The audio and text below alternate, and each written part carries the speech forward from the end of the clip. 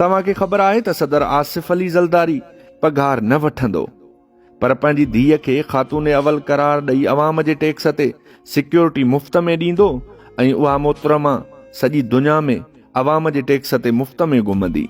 ऐं तव्हां लाइ वॾी ख़ुशख़बरी इहा आहे त वज़ीर आज़म बि पघार न वठंदो। पंहिंजे वालिद जी अरबें रुपयनि जी ज़ाती पब्लिसिटी बि पंजाब हुकूमत जे ख़र्च मां कंदो।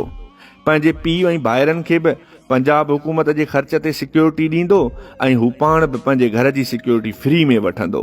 अहिड़ी तरह सां मोहसिन नक़वी बि पघार न वठंदो, पर ॿिनि उहिदनि ते रहंदो। चेयरमैन PCB सां गॾु घरू वज़ीर जूं मराहतूं ऐं सिक्योरिटी बि मुफ़्त में हासिल कंदो।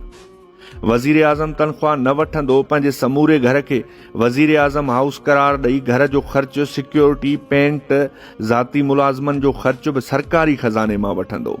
संदुनि ड्रामा ॾिसो ऐं संदुनि जोकर सपोर्टरनि जो अकुल ॿुधो, जेके केॾी न बेशर्मी सां नची कुॾी चई रहिया आहिनि त असां वारा अॻुवान ॾिसो मुल्क सां केॾा सचा आहिनि जो पघार बि नथा वठनि।